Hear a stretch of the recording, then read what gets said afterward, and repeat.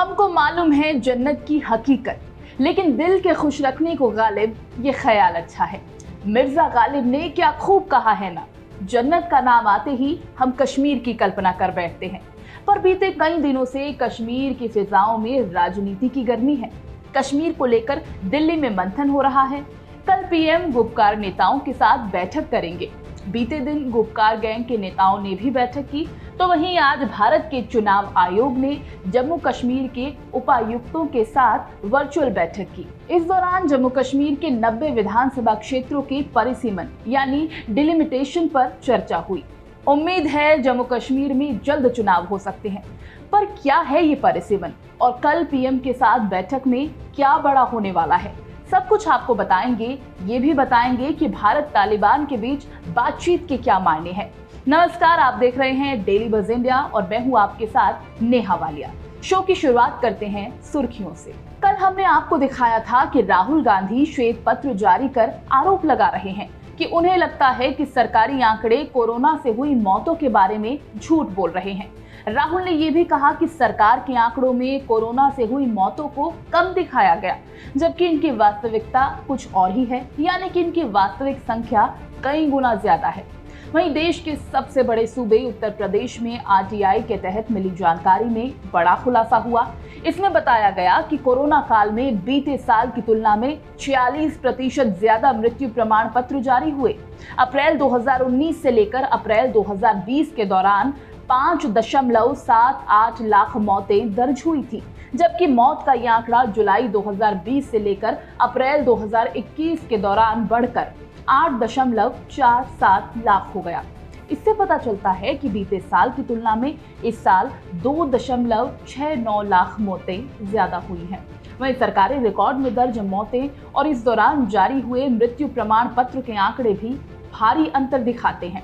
जुलाई 2020 से अप्रैल 2021 के बीच 8.47 lakh death certificate जारी हुए, जबकि सरकार के आंकड़ों के मुताबिक यूपी में कोरोना से इस दौरान 22,282 लोगों की जान गई है। पर इस दौरान मृत्यु प्रमाण पत्र जारी करने की संख्या मौत के आंकड़ों से 7 गुना ज्यादा है। समाजवादी पार्टी के राष्ट्रीय अध्यक्ष अखिलेश यादव ने बीजेपी पर आंकड़ों में हेराफेरी करने का आरोप लगाया है। अखिलेश यादव ने कहा कि वास्तव में ऐसा लगता है कि बीजेपी आंकड़ों में अपना चेहरा छिपाने की कोशिश कर रही है, क्योंकि वो इस मुद्दे पर सवालों के जवाब नहीं देना चाहते हैं। हम ये भी कह सकते हैं कि हो सकता है लोगों ने डेथ सर्टिफिकेट मौत के कई दिन बाद बनवाए हों, पर मौत के आंकड़ों और डेथ सर्टिफिकेट में 7 गुना का अंतर कहीं ना कहीं सवाल खड़ा कर रहा है। बढ़ते हैं आगे और लिए चलते हैं मध्य प्रदेश, जहां आंकड़ों के पेंच में कांग्रेस का दामन छोड़कर बीजेपी जाने वाले ज्योतिरादित्य सिंधिया फंस गए। मध्य प्रदेश के अशोकनगर में अपने 2 दिवसीय दौरे पर आए ज्योतिरादित्य सिंधिया ने यहां कोरोना से मरने वाले 150 से ज्यादा लोगों को श्रद्धांजलि दी। लेकिन सरकारी आंकड़ों की बात करें तो शहर में सिर्फ 34 लोगों का ही कोरोना के चलते निधन हुआ है। अशोकनगर में अपने प्रवास के दौरान सिंधिया ने जनसंपर्क किया, जहां एक मंच पर उन्होंने लोगों को कोरोना का पाठ भी पढ़ाया। वहीं सिंधिया ने मंच पर अपनी ही तारीफों की कसीदे भी पढ़े। सिंधिया यहां पर अपनी तारीफ में इतना डूब गए कि उन्होंने अपने बयान में ये इशारा दे डाला कि मध्य प्रदेश में कोरोना संकट के दौरान जो भी मदद हुई वो एमपी सरकार ने नहीं बल्कि उन्होंने की है। सिंधिया ने मंच से कहा कि ऑक्सीजन के लिए देश में टैंकर की कमी थी, मैंने विदेश से टैंकर मंगवाए। मध्य प्रदेश में ऑक्सीजन का उत्पादन नहीं था, मैंने ऑक्सीजन लाने के लिए वायुसेना को फोन किया। उन्होंने आगे कहा कि अमेरिका से भारत ने जो बड़े बड़े प्लेन खरीदे जिनमें टैंकर ट्रक जाते हैं, उन प्लेन्स को मैंने ग्वालियर पहुंचाया। सिंधिया ने कहा कि टैंकरों की लंबाई बहुत थी तो हमने टायर को पंक्चर करके प्लेन में घुसाया। सिंधिया यही नहीं थमे, उन्होंने आगे कहा कि जब एक एक व्यक्ति को इंजेक्शन की जरूरत थी तो भारत में तो इंजेक्शन बनते नहीं थे।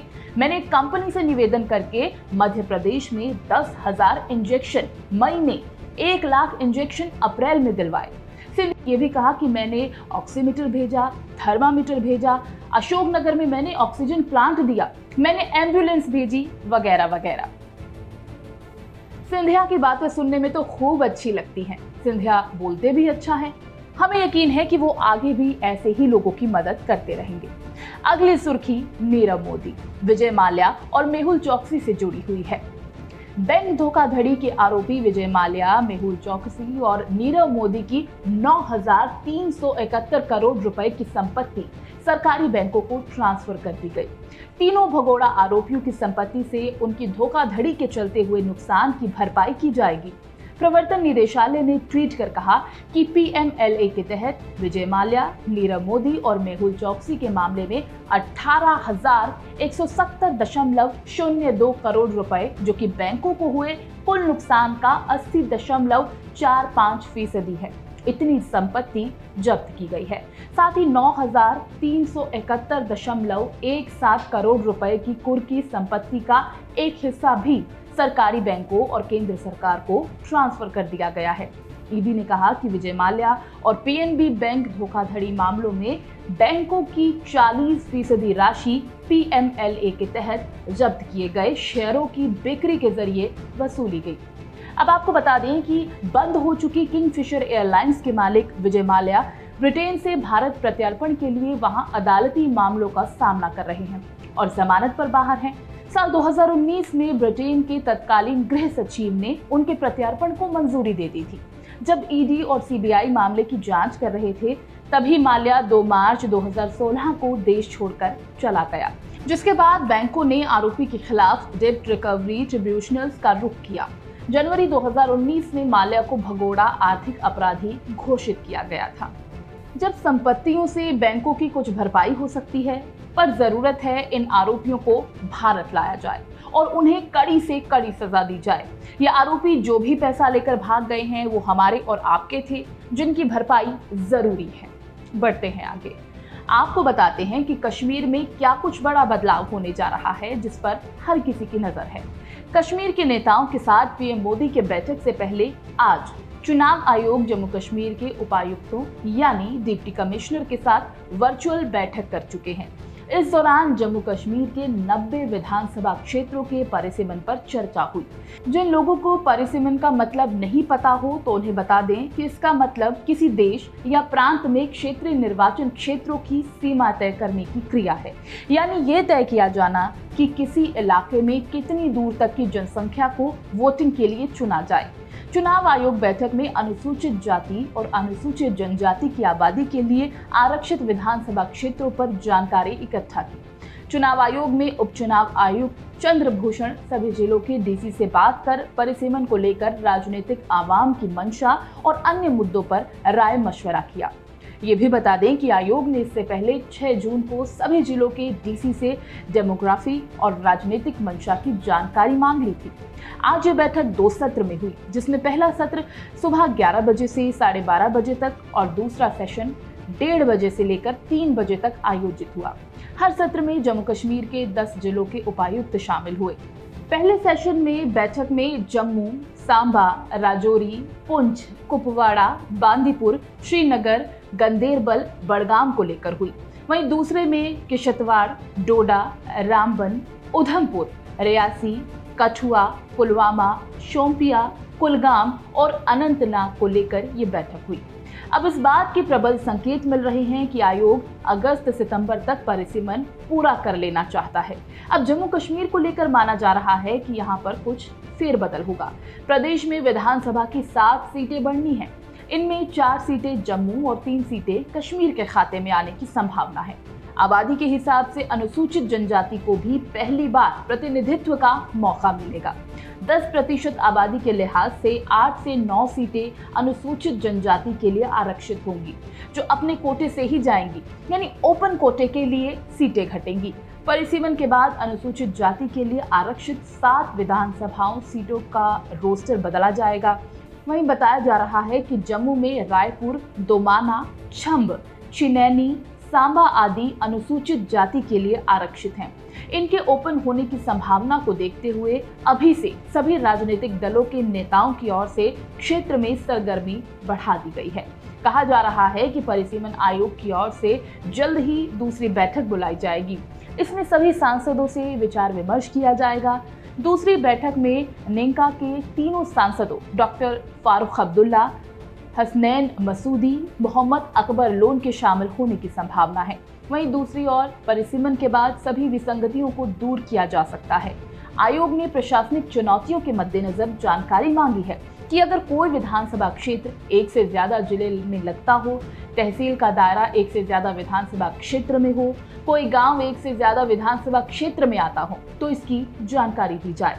आयोग ने माइग्रेशन करने वाली आबादी के बारे में भी जानकारी मांगी है ताकि उनकी भी चुनाव में हिस्सेदारी सुनिश्चित कराई जा सके। जम्मू कश्मीर में विधानसभा क्षेत्रों में मतदाताओं की संख्या को लेकर बड़े पैमाने पर कंफ्यूजन है। जम्मू के कुछ सीटों पर मतदाताओं की संख्या 1 लाख से ज्यादा है, तो कश्मीर में कई सीटों पर मतदाताओं की संख्या 50,000 से कम है। आपको बता दें कि बीते साल मार्च में ही आयोग को जम्मू कश्मीर के निर्वाचन क्षेत्रों की सीमाएं फिर से तय करने की जिम्मेदारी दी गई थी।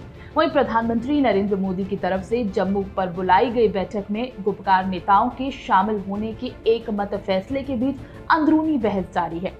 बात यह है कि केंद्र सरकार की बातचीत के दांव को कैसे देखा जाए। दरअसल जम्मू कश्मीर के विशेष दर्जे की समाप्ति के बाद केंद्र सरकार की तरफ से जम्मू कश्मीर की सभी पार्टियों को 24 जून की बैठक के लिए न्योता दिया गया है। इसमें गुपकार गठबंधन के नेता भी शामिल हैं, जिसे केंद्र सरकार लगातार खारिज करती रही है।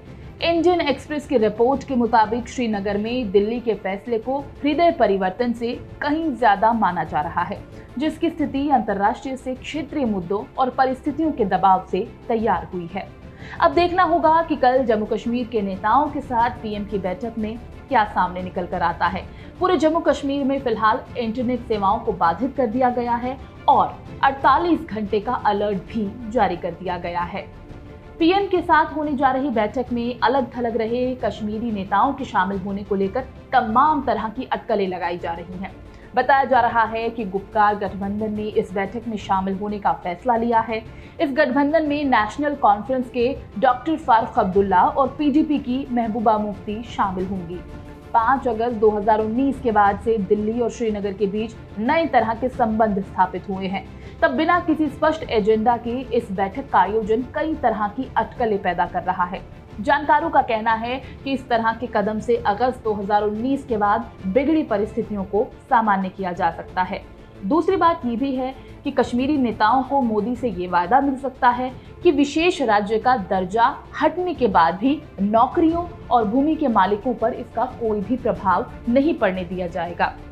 गृह मंत्री अमित शाह गुपकार गठबंधन में शामिल नेताओं को गुपकार गैंग कह चुके हैं। वहीं पीएम मोदी ने यह भी कहा था कि वो कश्मीर को वंशवादी तानाशाहों से मुक्त कराएंगे, जहां उनका इशारा सीधे तौर पर अब्दुल्ला परिवार पर था।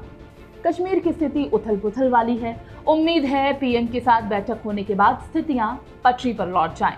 वहीं अफगानिस्तान में हो रहे बदलाव को लेकर पूरे विश्व की नजर अफगानिस्तान पर है, तो दूसरी ओर अफगानिस्तान में बदल रहे हालात पर भारत भी नजरें टिकाए हुए है।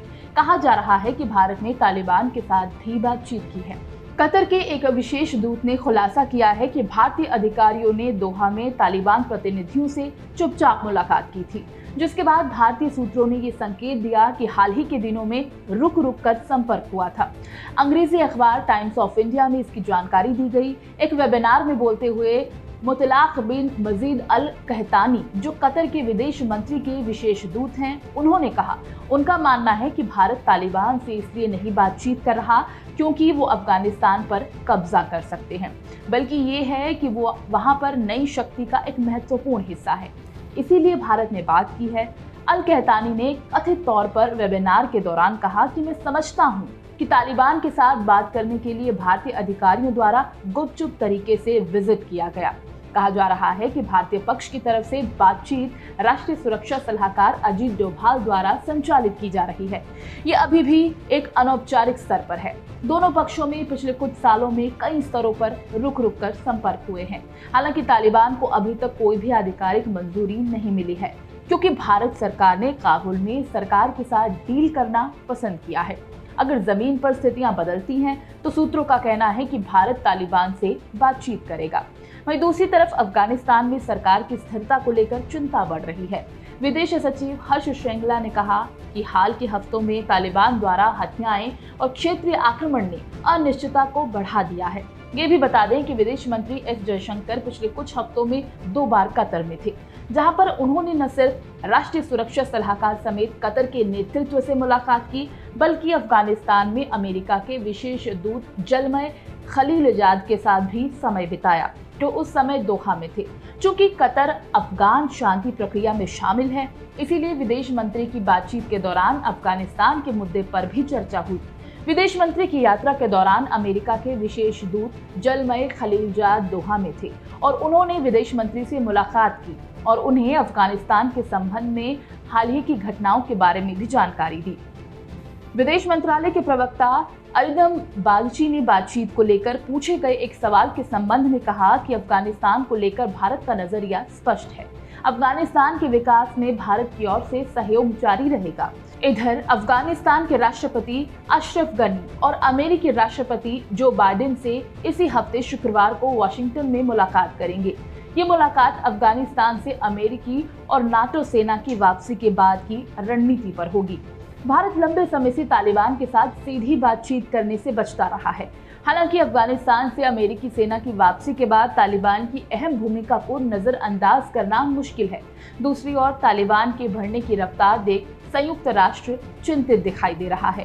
संयुक्त राष्ट्र ने चेतावनी दी है कि एक और जहां विदेशी सैनिक अफगानिस्तान से वापस लौट रहे हैं, वहीं तालिबान ने अफगानिस्तान के कई जिलों पर अपना कब्जा जमाना शुरू कर दिया है। संयुक्त राष्ट्र की विशेष दूत डेबोरा लेओन्स ने संयुक्त राष्ट्र सुरक्षा परिषद को बताया कि तालिबान ने मई से अब तक 370 में से करीब 50 जिलों पर अपना कब्जा कर लिया है। हालांकि अमेरिका और नाटो अब भी 11 सितंबर तक अपने सभी सैनिकों को अफगानिस्तान से वापस बुला लेने का लक्ष्य लेकर चल रहे हैं। अफगानिस्तान में बदल रहे हालात पर पूरे विश्व की नजर है। भौगोलिक रूप से अफगानिस्तान भारत का पड़ोसी भी है। अब ऐसे में वहां बदल रहे समीकरण भारत पर भी गहरा असर डालेंगे।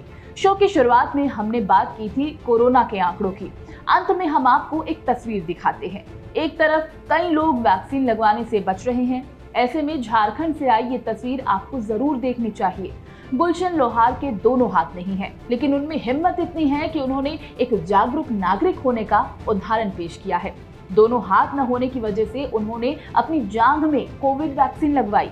जिसने भी इसे देखा वो देखता ही रह गया। डेली बज इंडिया भी आपसे गुजारिश करता है, अपनी बारी आने पर वैक्सीन जरूर लगवाएं। तब तक आप अपना और अपनों का बहुत ख्याल रखें। शुभ रात्रि।